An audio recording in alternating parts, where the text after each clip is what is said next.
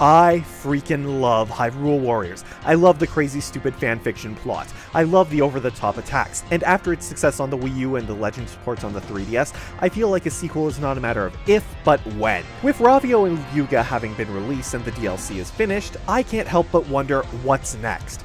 And what's next is Fire Emblem Warriors, so it may be a while before Hyrule Warriors is visited once again, but like I just said, I think it's only a matter of time. So here is a list of some characters I'd like to see in the next Hyrule Warriors.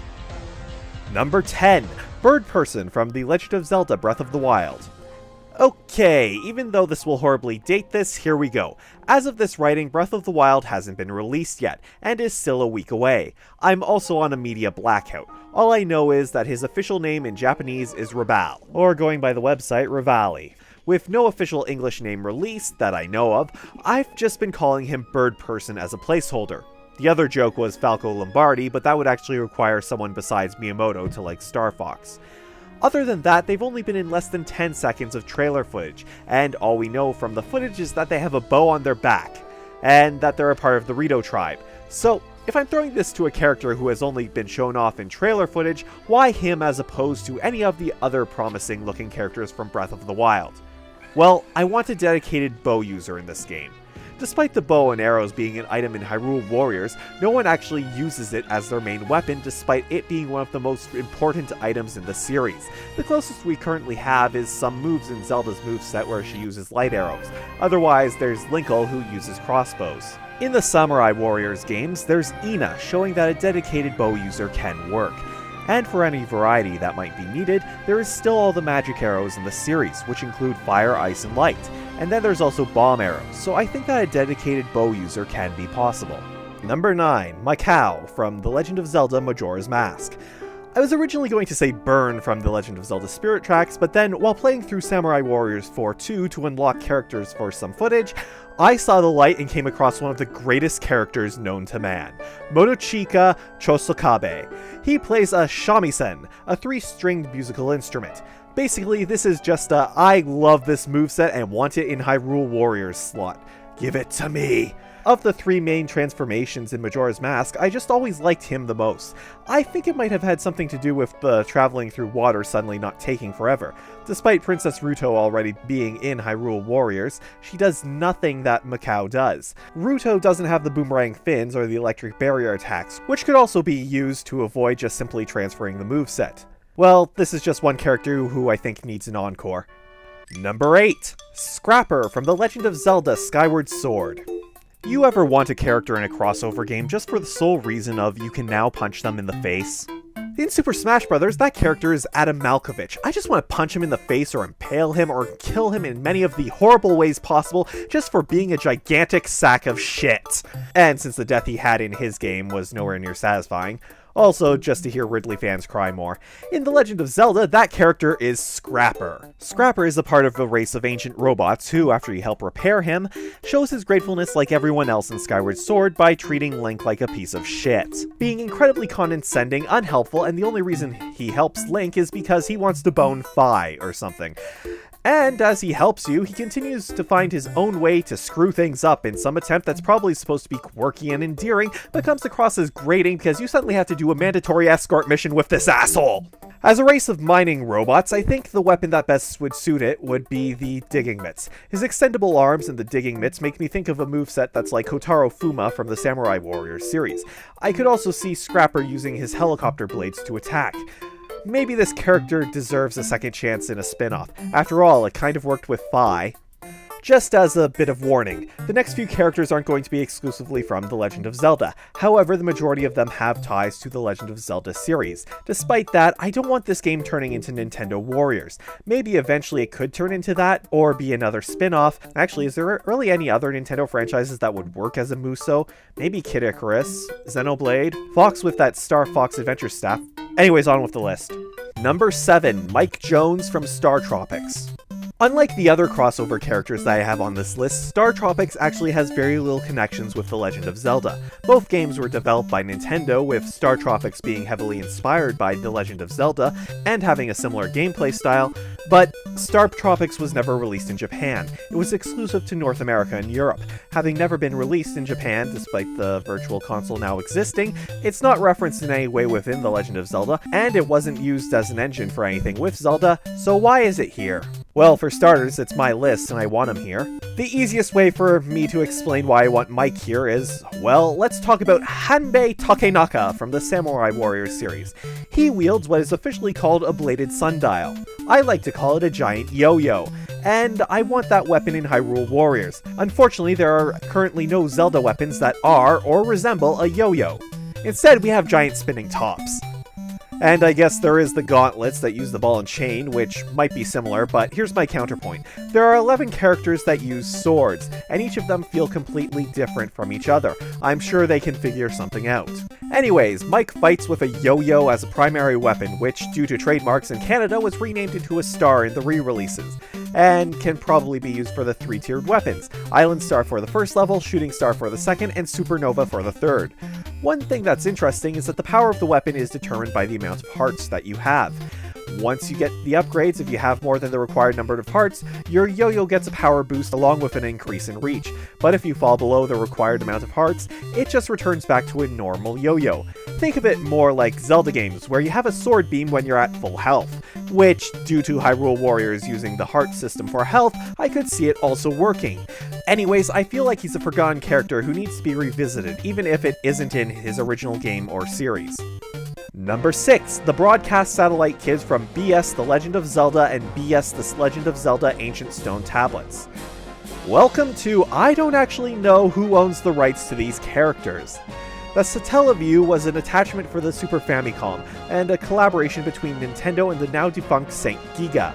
It allowed you to download games broadcasted at certain times via satellite, and there were a few Zelda games in this, a remake of The Legend of Zelda, and then a sequel to A Link to the Past known as BS The Legend of Zelda The Ancient Stone Tablets. The plot of this game: after the events of A Link to the Past, Link has traveled away from Hyrule, and as a crisis approaches, a random child has been transported to Hyrule to fulfill the role of the hero. That child is either a boy or a girl, and is based off of the avatars for the Satellaview. They're basically just a kid in Link's tunic. As for what weapons they'd use, I don't know. Honestly, I could just see them being an alternate costume for Link. I just figure the plot for Hyrule Warriors is such bullshit fanfiction anyways, we might as well add in the canonical bullshit fanfiction self-insert characters. They're just a part of The Legend of Zelda's history, and I'd like to see them come back. Just like the next character. Number 5. Prince Richard from For the Frog the Bell Tolls and The Legend of Zelda Link's Awakening. So there's currently only 4 princes in the Zelda canon, not counting any of the weird spin-off stuff.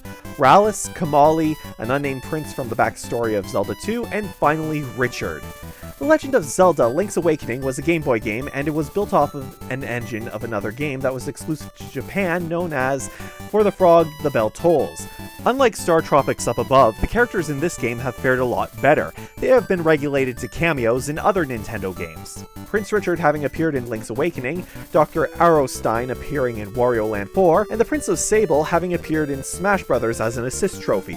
More recently in Hyrule Warriors Legends, Prince Richard was referenced, as his clothing was obtainable as a fairy clothing in the Link's Awakening DLC, and Girahim got a costume with Richard's color of blue, gold, and white, so obviously he hasn't been forgotten. And to be honest, before Marin was announced, he was the character that I was hoping for would somehow be in the Link's Awakening DLC.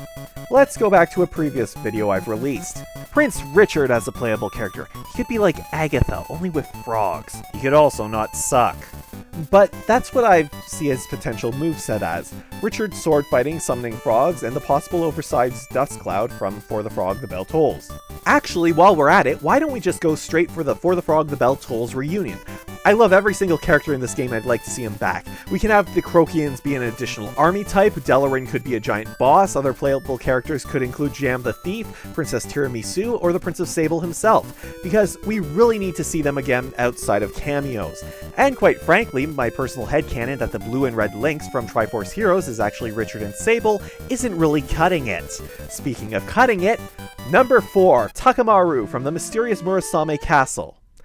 Let me explain. The Mysterious Murasame Castle was a Japan-only release on the Famicom Disk System, and is referred to as The Legend of Zelda's sister game. Like Star Tropics, it's quite easy to see the similarities. Since its release, the Mysterious Murasame Castle has been mostly regulated to cameos, showing up in Pikmin 2, Captain Rainbow, and Nintendo Land, and as an assist trophy in Smash Bros. But there is actually a bigger reason why I say Takamaru. He has also actually been in a Warriors game already. For Samurai Warriors 3 on the Wii, he was a playable character and had a game mode loosely based upon the Mysterious Murasame Castle.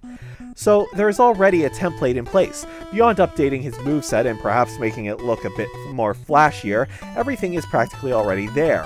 Which you're not seeing in this footage because, oh wow, is Samurai Warriors 3 a chore to play through now. Okay, let's actually get back to characters originating from Zelda games. Number 3. General Onox and the Sorceress of Shadows Varan from The Legend of Zelda Oracle of Seasons and The Legend of Zelda Oracle of Ages.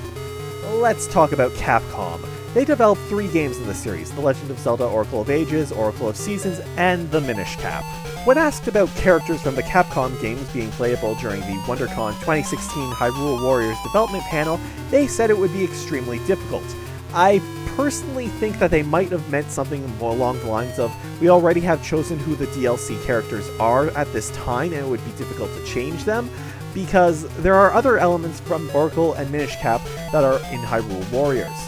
Not knowing about the exact situation, I can only speculate, but I think that if anything, it ultimately comes down to how petty Koei Tecmo actually is with this situation with Capcom, because despite a Capcom-owned studio developing the games, as far as I can tell, Nintendo owns everything in them. The characters in particular were designed by the Nintendo artist Yusuke Nakano, so I don't think this is a Geno situation with Square Enix and the Mario series. But that's just my take on it. Unfortunately, I'm not a lawyer, and this really is just a wish list of characters I'd like to see because I was bored. Whether or not this can actually happen, or is even possible, is a completely different matter. So back to the actual characters. I actually haven't played the Oracle games to completion, so that's kind of why I put these 2 characters in the same spot. Onox fights using the ball and chain. Personally, I like the rather awesome looking weapon from his original artwork, where that ball and chain was also attached to a giant axe, because the only giant axe we currently have in Hyrule Warriors is during part of Link's Magic Rod moveset. Varan, on the other hand, mostly possessed others and shot magic orbs. She also had several monster forms, a giant spider, a giant turtle, and a giant bee that attacks could be borrowed from. Heroes are ultimately measured by the villains that they fight, and I'm hoping that the next Hyrule Warriors has more of the villains from the actual series as opposed to original character do not steal. The point is, I want more villains, just like Number 2, Vaati from The Legend of Zelda The Minish Cap. Vaati is the main villain in the Four Swords series, at least until he befell the same fate as nearly every other villain. He got usurped by Ganon. When I say Vaati, I mean the Hylian/Minish form, not the monster form. Although, hey, another giant boss that they could use. He is a powerful sorcerer, and any potential movesets I can imagine him having are just based around his title of the Wind Mage, where he could use wind to attack. I just see him being like a much more aggressive Wind Waker. Besides the whole Capcom thing, I think the biggest issue is that in Hyrule Warriors, there is no official wind element. The Wind Waker was put underneath the lightning element, and another character, Medley, who attacks exclusively with wind, well, more like the air that is the result of the flaps of her wings, is light. It's just like Pokemon, where Gust was a normal move in Generation 1, when it clearly should have been flying. It's weird and needs to be fixed. And so we're at the final character on this list, and to be honest, I couldn't decide on one. I like that in the original Hyrule Warriors, they tried to keep an equal balance between males and females, so I set out to find a female that I liked. The ones that stuck out I thought were too obvious. There's Saria, the Sage of the Forest, and Link's childhood friend from Ocarina of Time. I'm probably being way too obvious here with saying I'd just see her getting Lana's Deku Stick. There was also Nabooru, the Sage of Spirit, also from Ocarina of Time. She is one of the few Gerudo who opposed Ganondorf, which I just thought could get another dual swords or another Naginata, but I couldn't further expand upon them beyond that. And so my search continued, but like I said, I couldn't decide on one. I decided on 2. Number 1 is Twinrova from The Legend of Zelda, Ocarina of Time, and the Oracle games. The twin witch sisters Koume and Kotake, who served as Ganondorf's surrogate mothers. Koume wields fire magic while Kotake wields ice magic. When the two fought Link at the end of the Spirit Temple, they fused together to create Twin Rova. Late into Hyrule Warriors Legends, and by that I mean the DLC adventure maps, you can gain level 4 plus weapons. Special weapons that contain 2 elements. Essentially, if a character is weak to the second element, it hits for damage with that element instead of the first. Twin Rova I see as a character that always has a dual element weapon when attacking with both fire and ice. Of course, much like the wind element up above, there would have to be an ice element added into the game as well. So that's my pick for a bunch of characters I'd like to see if there is another Hyrule Warriors. Will these characters appear? Who knows? The Legend of Zelda has so many great and memorable characters who may only appear once or twice, while Musou games have made it clear that anyone and everyone can be used. Despite my initial skepticism towards it when it was announced, it really was a match made in heaven, and hopefully the series will continue.